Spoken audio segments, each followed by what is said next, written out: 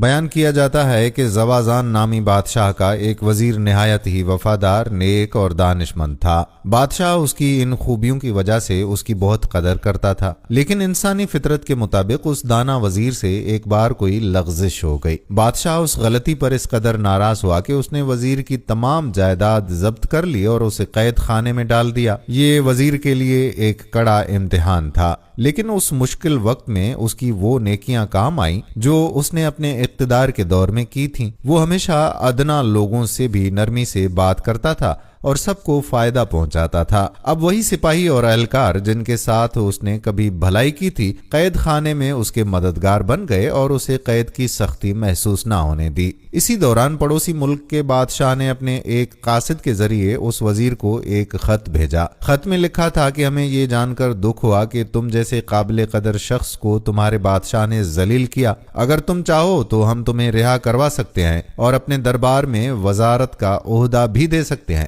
دانا وزیر نے اس خط کی پشت پر جواب لکھا کہ آپ کی مہربانی کا شکریہ، لیکن مجھے یہ منظور نہیں کہ میں معمولی تکلیف کی وجہ سے اپنے آقا سے بے وفائی کروں۔ وزیر کے ایک دشمن نے بادشاہ کو مخبری کر دی کہ قیدی وزیر دوسرے ملک کے بادشاہ کے ساتھ مل کر سازش کر رہا ہے۔ بادشاہ نے فوراً قاصد کو گرفتار کروایا اور فیصلہ کیا کہ اگر یہ سچ ہوا تو وزیر کو قتل کر دیا جائے گا۔ لیکن جب بادشاہ نے پڑوسی ملک کا خط اور اپنے وزیر کا وفاداری سے بھرا ہوا جواب پڑھا تو اس کا غصہ ٹھنڈا ہو گیا۔ اسے وزیر کی سچائی پر پورا یقین ہو گیا اور اس نے فوراً اس کی رہائی کا حکم دے دیا۔ رہائی کے بعد بادشاہ نے وزیر کو پہلے سے بھی زیادہ عزت دی اور اپنی غلط فہمی پر افسوس ظاہر کیا۔ وزیر نے کمال ظرف کا مظاہرہ کرتے ہوئے کہا کہ حضور پریشان نہ ہوں، جو تکلیف مجھے پہنچی وہ میری تقدیر میں لکھی تھی، کیونکہ اللہ کی مرضی کے بغیر ایک پتا بھی نہیں ہلتا۔ دوستو، اس حکایت سے ہمیں سبق ملتا ہے